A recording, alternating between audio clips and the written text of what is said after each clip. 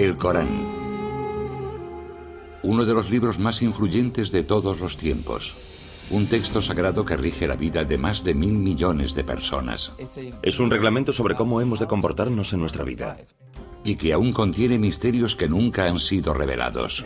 Puede ser interpretado de maneras muy diversas. Contiene fragmentos en los que Dios habla sobre la paz, la compasión, etc. Pero también encontramos otros en los que se habla de violencia y guerra. De los orígenes místicos del Corán en el desierto, oyó una voz que le decía: recita. A sus escalofriantes advertencias sobre la justicia y el castigo. El Corán no se reprime a la hora de explicar de forma explícita los castigos que nos aguardan en las llamas del infierno. ¿Qué hay en el fondo de esta sagrada escritura? ¿Cuáles son los secretos del Corán?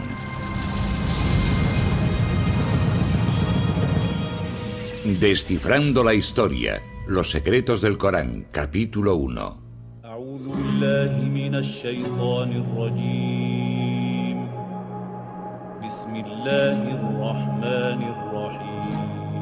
Escuchen algunas de las palabras más poderosas de la historia de la humanidad. Son el motor de una de las religiones que más crece en el mundo.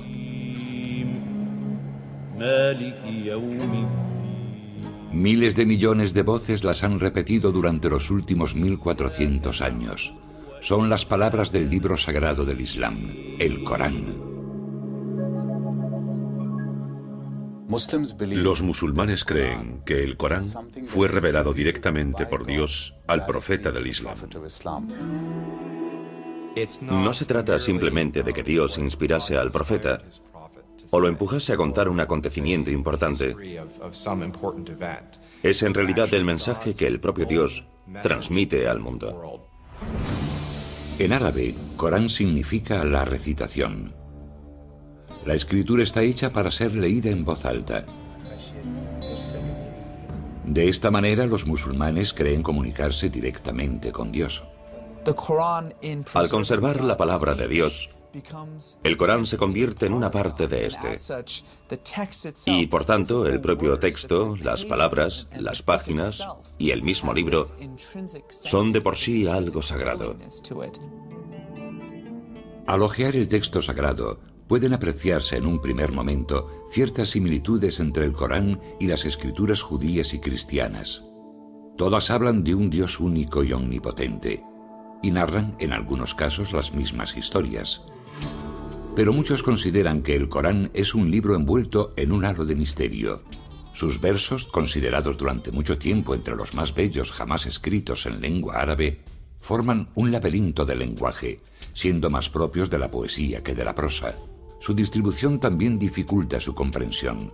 Al contrario que la Biblia, el Corán no sigue un orden cronológico ni narrativo. Por el contrario, sus 114 capítulos, o suras, se organizan en función de su extensión, los más largos al principio y los más cortos al final. Encontramos un estilo que actualmente calificaríamos de flujo de conciencia. Hay cierto misterio, así que el lector curioso que se acerca al texto se queda algo extrañado. No cuenta la historia de Mahoma, ni siquiera cuenta la historia del mundo. Existen algunas referencias a la aparición del mundo, a la creación divina, pero no se encuentran al comienzo del Corán, sino a la mitad, en alguna parte. Los musulmanes no ven el Corán como una historia, sino como el mensaje de Dios a su creación, con el que trata de devolver a los creyentes al buen camino. Es un reglamento sobre cómo hemos de comportarnos en nuestra vida, sobre la definición de nuestra moral, sobre cómo afrontar la vida y las dificultades y conflictos que surgen en ella. Descifrar el significado del Corán no es una tarea sencilla. El Islam no cuenta con una institución religiosa como el Vaticano que oriente a los creyentes a la hora de interpretar un texto tan complejo. Cada persona hace su propia interpretación de las escrituras. Como musulmán, uno ha de creer lo que dice el Corán. Pero claro, la interpretación de lo que dice el Corán varía en función de cada persona. Pero entonces, ¿qué dice realmente el Corán? ¿Y qué significa? Las palabras que rigen en la actualidad la vida de los musulmanes fueron reveladas en un momento concreto de la historia, a unas determinadas personas y en un determinado lugar. La historia tradicional musulmana del Corán comienza hace 1400 años, en una árida zona de la península arábiga. Un remoto lugar habitado por beduinos nómadas del desierto y que contaba con algunos poblados tribales. Los musulmanes conocen aquella época como Yahilia, la edad de la ignorancia. Podría decirse que Arabia tenía una civilización atrasada si la comparamos con los grandes imperios de la época, con Bizancio a un lado y el imperio sasánida, el segundo imperio persa, al otro.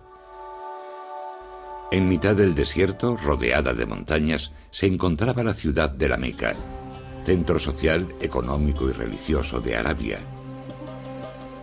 En la Meca coexistían muchos planteamientos religiosos diferentes. Algunos árabes habían adoptado las creencias del judaísmo y el cristianismo, y las historias y enseñanzas de ambas doctrinas eran de sobra conocidas en la región. La Meca preislámica era una ciudad llena de judíos y cristianos. Allí se combinaban distintas ideas del cristianismo y del judaísmo. Sin embargo, el panorama religioso de Arabia en el siglo VI está dominado por personas que creen en una multitud de dioses. Cada año los peregrinos invaden la Meca para rendir culto en la Kaaba, un sepulcro convertido en el panteón de un sinfín de deidades e ídolos. Creían en la existencia de Dios, pero Dios, de alguna forma, era una figura demasiado distante como para relacionarla con la rutina diaria de los hombres. Así pues, estos ídolos funcionaban como intermediarios entre Dios y los hombres. A mediados del siglo VI, la Kaaba albergaba 360 ídolos. La peregrinación anual al sepulcro reportaba enormes beneficios económicos a la tribu que controlaba el lugar sagrado, los Quraysh. Llegaba un montón de gente que debía hacer algún tipo de ofrenda y pagar un tributo, así que era un negocio muy lucrativo. Los Quraysh estaban amasando una enorme fortuna. Mientras sus líderes se enriquecían, la mayoría de los habitantes de la Meca vivían en la más absoluta miseria. Había un problema enorme en lo que respecta a la distribución desigual de la riqueza. Había problemas con los derechos de los huérfanos, las mujeres y los necesitados. La esclavitud era una práctica habitual en la Meca. Las niñas se consideraban algo inútil y a menudo eran enterradas al nacer. Esa es la ciudad de la Meca en la que en el año 570 nace un niño llamado Muhammad ibn Abdullah. Un niño pobre que se convertiría en el profeta de una de las religiones más importantes del mundo. Para los musulmanes, mostrar cualquier tipo de imagen de Mahoma es una blasfemia. Se sabe muy poco de la infancia de Mahoma, y los relatos existentes fueron escritos más de 100 años después de su muerte. Dichas historias afirman que cuando Mahoma cumplió los 6 años, sus padres ya habían muerto. Siendo huérfano en una sociedad como aquella, enormemente estratificada, tenía que ser pobre. Debía de pertenecer al grupo que no formaba parte de la aristocracia hacendada que controlaba prácticamente todos los aspectos de la organización política, social y económica de la ciudad. Sin embargo, Mahoma encontró el apoyo de un tío suyo muy poderoso, y a los 25 años ya era un comerciante de éxito que lideraba una caravana y se había hecho un nombre como hábil hombre de negocios. Mahoma también tenía fama de hombre íntegro, y llamó la atención de una acaudalada viuda mayor que él, llamada Khadija, que lo contrató para que dirigiese una caravana suya. Poco después, ella le hizo una propuesta de matrimonio. Según las biografías musulmanas tradicionales, Mahoma tuvo éxito en sus negocios y un matrimonio feliz. Sin embargo, seguía tratando de encontrar un sentido a un mundo asolado por la pobreza y la injusticia. Pienso en el profeta como un hombre con inquietudes religiosas que estaba sensibilizado con una idea de Dios y en cuya vida la espiritualidad ocupaba un lugar cada vez más importante. Mahoma comenzó a cuestionarse las religiones tribales que adoraban a distintos dioses. Muchos creen que formó parte de un pequeño grupo de personas de Arabia que no estaban de acuerdo con el paganismo imperante, con los rituales, con el politeísmo que dominaba Arabia. Cada cierto tiempo se apartaba de la sociedad para reflexionar sobre las realidades de la existencia humana. En uno de esos retiros, en una cueva fuera de la Meca, Mahoma tuvo una visión que cambiaría el curso de la historia.